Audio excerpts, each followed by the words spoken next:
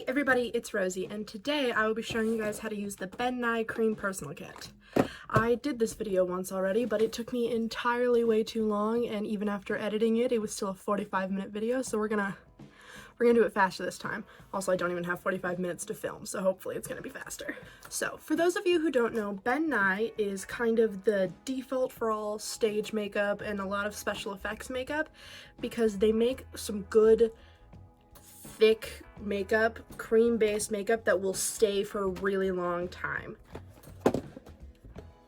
It's not my personal favorite, but it does work. It's fine for what it is. So in the Ben Nye Personal Kit, it comes with this powder puff thing, some translucent powder that you use that for. I'm not going to, but that's what it's for. A cream contour palette that I will not use because if you're not experienced in makeup, I would not recommend trying cream contour to start off with because it's really hard. A little stippling sponge guy. This eye pencil that if you need to fill in your eyebrows, I would recommend using it for that if you have brown or blonde hair. But other than that, I would not recommend using this taupe eye pen that comes with this kit because it doesn't work very well. I've already tried it out. And then lastly, the cream foundation. Mine's messy because I used it already. It's in the shade Fair Lightest L0, and as you can see, it's a little bit dark for my face.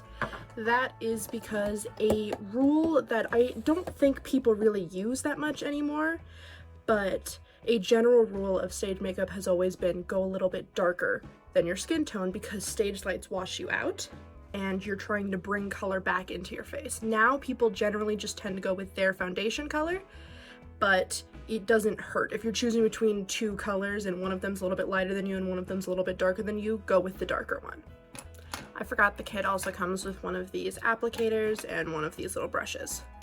So I'm just going to start off by priming my skin. A big part of stage makeup is setting your makeup because you need to wear it for hours on end and you want it to look nice for those hours. But I think that priming is equally as important as that, and it gets skipped over a lot because both priming and setting are both working to make sure that your makeup lasts for as long as possible, and if you only do one of them, you're only doing half the work. They're only doing half the work. And your makeup will only stay for half as long.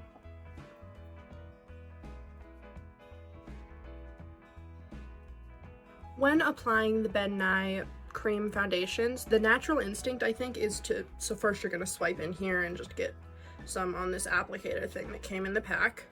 But I think the natural instinct is to want to swipe it on your face. That is what I did the first time that I used it. If you do this, it's gonna take you twice as long to put it on your face because as you're swiping it on, you're also swiping product off, and then it's gonna look streaky and just all of it's gonna look really bad. But if you just tap it on and put it in places, like, yeah, you might take you, I don't know which way takes longer, but I'm sure it's actually faster because you're not having to go back so much because you're wiping it off your face. You just concentrate it in areas and dab it in, and you're trying to cover your entire face. Because this is a few shades darker than my natural skin tone, oh, more than a few shades, it's pretty dark on me, and this is their lightest color that I could find. Because it is, I'm going to have to blend down my neck. It's not gonna look perfect because I only blend it to here, and you can still see the difference, but it is what it is.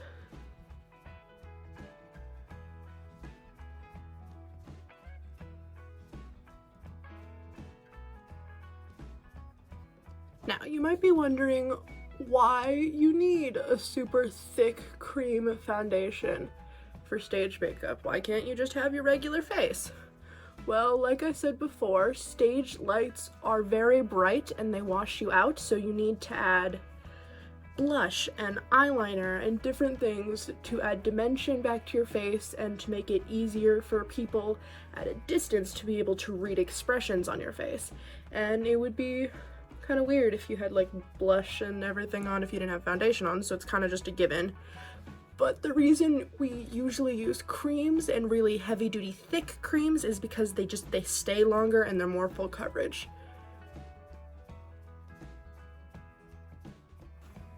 I'm sure my neck looks crazy, but this is just how we're living it right now. Now, at this stage, you're going to want to take this translucent powder and put it on. Usually with other products, you do this all at the very end, but with the Ben Nye, it's a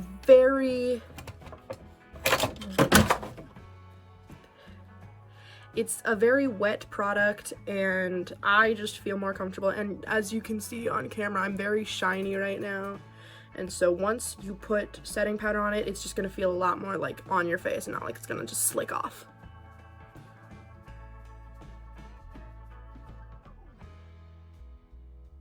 When using setting powder, you really only want about like this much in the lid. Also, I know that this is what came in the pack for your translucent powder, but I think this is a lot harder to do, so I'm just using a big fluffy brush, which is typically what most people use. I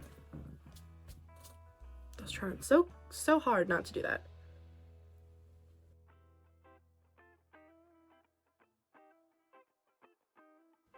Now that my face is all set, I can add other things on top of it. I have a pretty flat blank canvas now, so I need to add shadows back into my face by contouring and adding blush.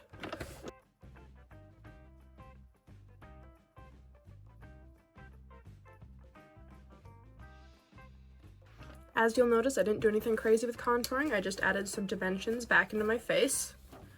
I'm not going to get too much into why you need to contour and do blush because I'm going to make whole separate videos about them.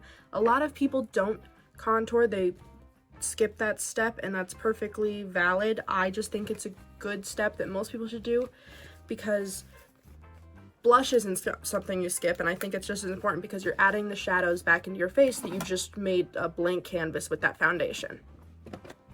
I'm going to make a whole video about how to do stage makeup blush and why we do stage makeup blush the way we do, but for now I don't have time to explain all of that, so I am just going to say it's a must. Do it. Watch the other video if you want to know why. It's not out yet, but I'm going to make it coming up at some point.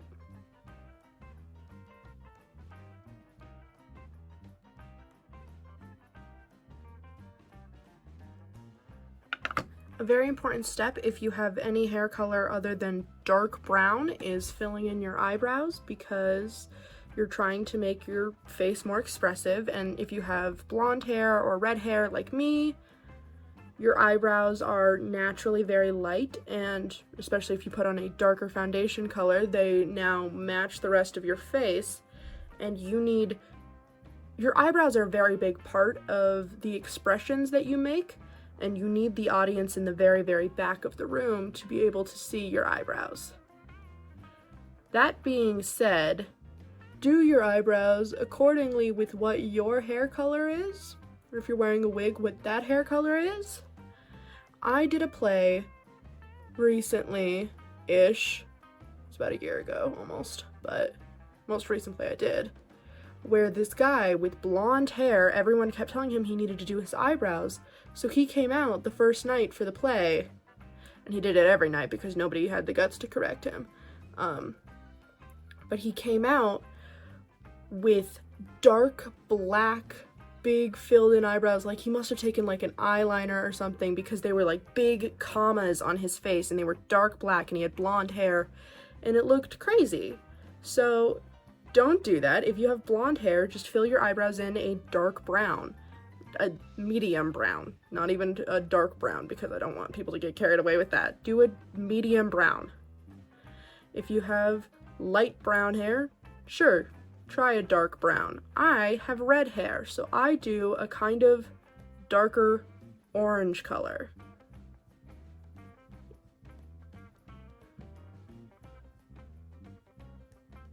Just explaining that because I'm not going to make a whole different video on stage eyebrows because there's really no point.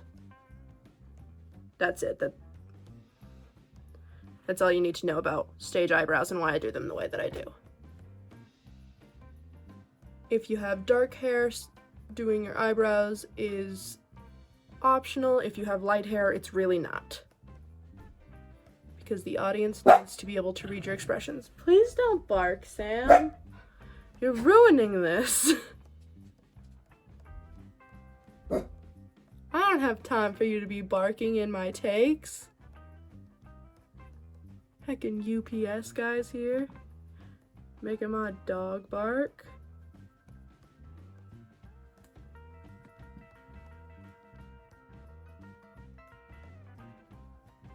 While you don't want your eyebrows to look absolutely insane in the wrong color, I do usually do my eyebrows way darker than I would normally do them. This is darker than I would ever be comfortable walking around like in person with. But this is darker foundation and darker blush than I'd ever be comfortable walking around in person with. So that's the point. Only got like 10 minutes left. I gotta rush through this. Okay, so another stage makeup must is eyeliner. I will make another video about why. Actually, no, I won't. Is eyeliner. In general, I like to think that a black line on top and a brown line on bottom looks the most natural. Do whatever color you want as long as it's black or brown. Don't do like blue or some crazy thing. But if you do brown, you can do the top and the bottom. If you do black, don't do the bottom of your eyes because I've seen people do that and you look like a mime. It looks weird. Okay, I probably should have done like one eye just without the eyeliner. I did the black already. But you can see just the difference that like the brown on the bottom makes. Like you can see the difference that it makes in defining the shape of your eye. Okay, right now I have the very bare minimum of stage makeup on. If it is on my face right now and you're doing a play, it should be on your face. Contouring is the only thing that I think most people would say is negotiable, but other than that, and I don't think it should be, but other than that, if it's on my face right now, it should be on your face. This is the very bare minimum.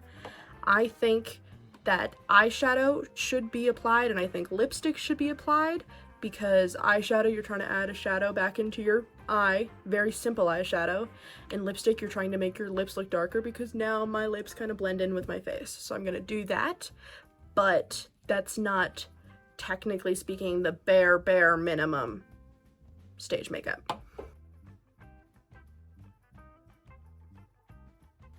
Okay, so I just set my face and now I am officially technically stage ready with using the Ben Nye Creme Personal Kit. Your face is gonna look really cakey when you use this stuff. This is pretty much the nicest I've ever seen this stuff applied, and that's because I know how to do makeup really well.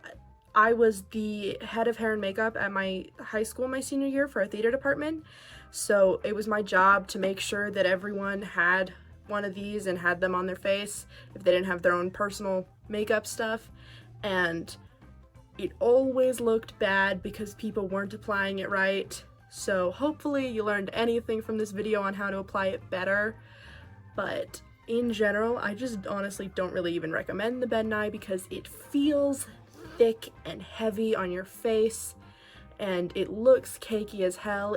Stage makeup is supposed to look kind of cakey because you're trying to have a lot on it, but it doesn't need to look this insane.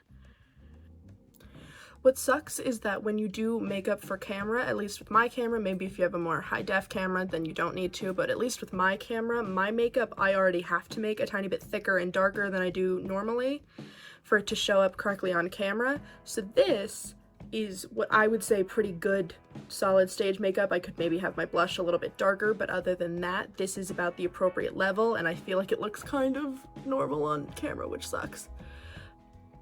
I will make another video on stage makeup do's and don'ts, on why we do certain things instead of other things.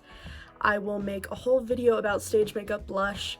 I will make a whole video about stage makeup eyeshadow because I have a lot to say about both of those topics. Other than that, this is very basic stage makeup, and I hope you guys learned something or enjoyed the video or anything. The other video I made was a lot funnier, but I just don't have time to be funny right now. Anyway, until next time, this is Rosie signing off.